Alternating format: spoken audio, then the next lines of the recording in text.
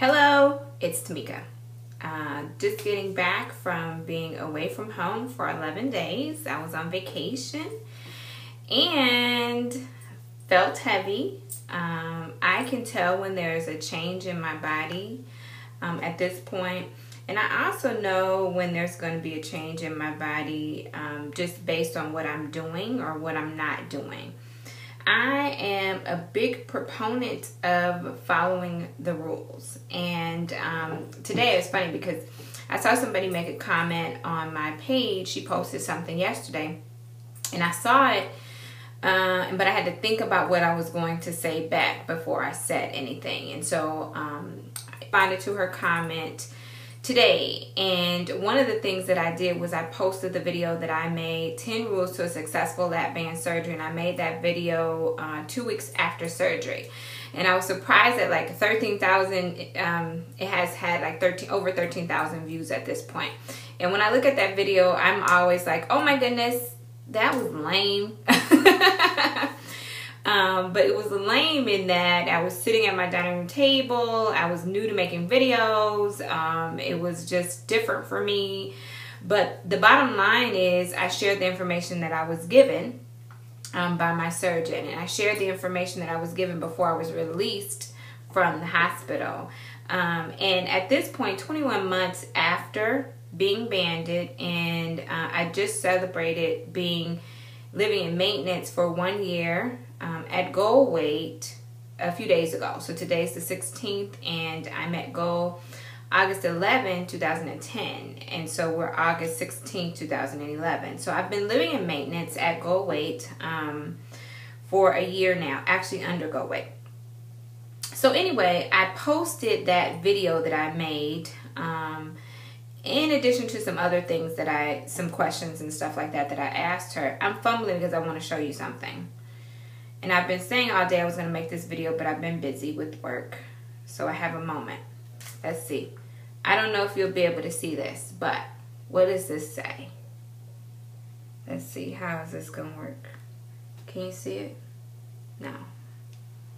You ended up seeing my food pictures from today. Got on the scale this morning, and it said 165 pounds. The last time I did a scale accountability picture, it said 154. I've always said that 156 is very comfortable for me, and I like being in that place. My original goal weight was 170 pounds. And then at some point when I got on the scale, I was 168. So when I fluctuate, so I have a range, and that range can be typically between 154. My lowest actually at some point when I was really sick was 145. But I don't really talk about that much, and I don't really count that much because I was sick and it wasn't normal. It wasn't healthy at all. So normally I am between 154 as sort of my lowest, 156 as something that I'm comfortable with. And when I get outside of my element, when I'm not following those rules that are very essential for me and my success, which are eating 3 meals a day, drinking my water, and eating my protein, and making sure I'm taking my vitamins. But the top 3 for me, since I can't exercise, I'm an MS and I have something going on right now with my eyes and I can't exercise. Haven't exercised since September of last year. Oh my goodness, we're coming up on a whole year of being banned from exercising. But anyway, I control my weight and where I am in my journey by keeping up with what I'm eating, measuring my food, counting my calories, making sure that I'm eating good proteins and all of those type of things, trying to stay away from carbs and that type of stuff. I figured out that those are the things that work for me. Now, when I get outside of my element, like I remember when the bestie had surgery and I went down there with her. Sorry. And why am I doing that? Why am I doing the little burpee type thing? Because I ate some tuna earlier. My band is really tight because I have been doing some air travel. So I have been on 6 planes in the past 11 days. And each time I go up, my band, you know, gets tight. I'm one of those ones that experience tightness with air travel. And so my band gets tight. It was really weird at some point. I think we were coming back from Dominican Republic headed to Miami, and I was drinking some water while we were sort of taking off, and the higher we got, the tighter I could feel my band getting. Now, let me say this. I don't feel my band on my stomach. I've never felt my band, but I feel the pressure related to how well the liquid can flow through my this bestie flow through, right, my stoma. And so I you know, the higher we went, the slower the liquid would flow through, until at some point it was just like and I felt it almost bubbling back into my esophagus. And so my band just gets tight when I believe it's probably the pressure in the you know, in the plane. But my band gets tight, and then it sort of stays like that for a while. It affects my ability to be able to eat. Stress does the same thing. When I'm stressed, my band gets tight. Sometimes when I'm having MS relapse, my body is under stress and my band gets tight.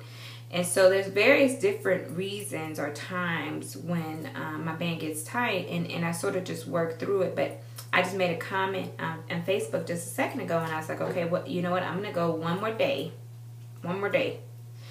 And if I don't feel better, I'm going to go and see if I can get in to get a slight unfeel, because it is affecting my ability to eat and it's affecting my ability to drink.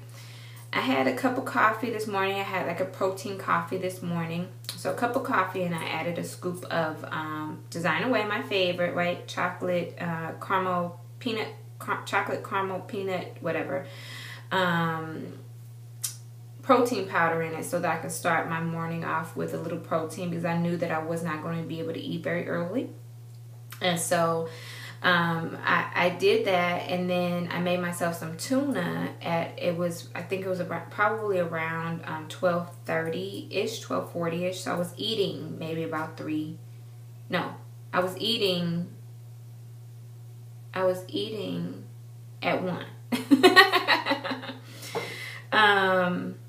And I wasn't able to start drinking until 2:50. Like, I pay attention to the time and look and all of that. Yeah, so it was 2:50 when I was able to start drinking my first sort of set of water, and I was able to get down 26 ounces. Well, it is, let's see, I just got done with the meeting.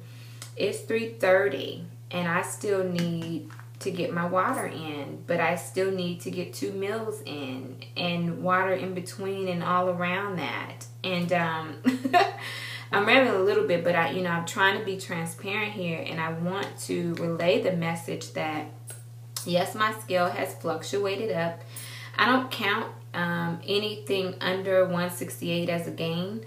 I know that there is a range. There's like a 10-pound range that I usually fall within, and I know that I, am never probably going to ever be the same exact weight all the time.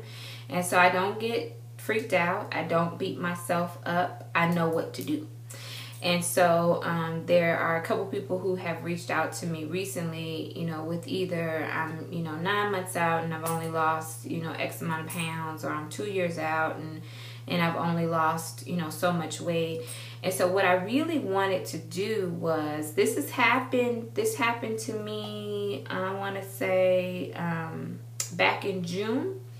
It was when Wendy and Christina and I were doing the accountability on Facebook, where we were showing and sharing everything that we were eating and drinking and any type of exercise and all of that every day for the month of June. And I think I went somewhere, I don't know. Maybe it might have been as simple as to LA, but outside of my element.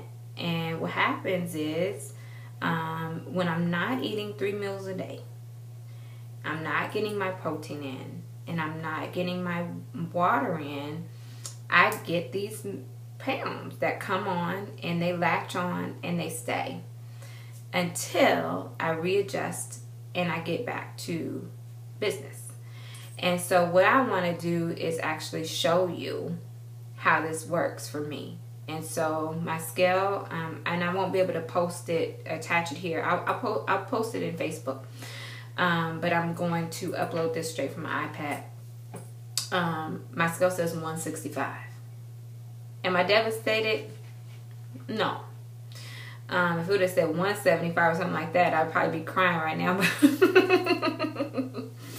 But it was 11 days being away from home, with a tight band, not being able to eat 3 meals a day. Not because I didn't have food. I stayed at an all-inclusive resort, and so there was food all the time.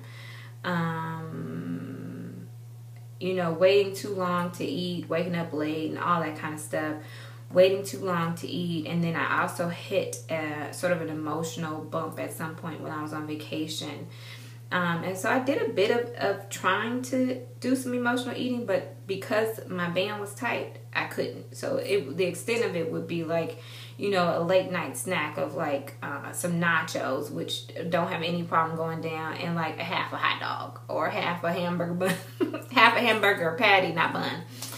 And that would be it. But it wouldn't be that I was eating that in addition to 3 meals. And so it was not getting my food in, not getting my water in. I was in a very hot climate, and I wasn't getting my water in. And so what happens? My scale tells on me. And what I want to do is show you what I do to fix it.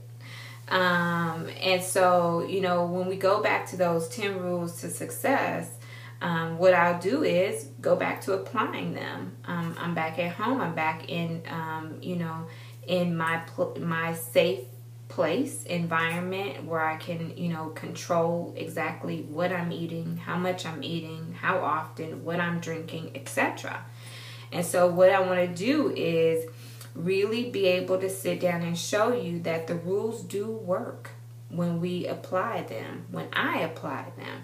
When I get away from them, my body tells on me, and I end up getting these pounds. And so I think this time, I don't know that I've seen 165. I think I've seen 166 before. But I haven't seen 165 in a minute. And so I saw 164-ish or something like that last time I had to readjust. But I see 165 today. Today is 8/16. I see 165. Let's see how long we're going to be seeing 165. You guys join me on this little journey to getting back to, I'd be very comfortable if I get back to 156. I was at 154 though, so that's something that I really need to be striving towards. Alrighty, needed to be transparent, wanted to let you know exactly what was going on, why. I know, I pay attention to my body, I know what's going on, wanted to be able to share this with you, and I shall chat with you guys very, very soon. Alright, bye.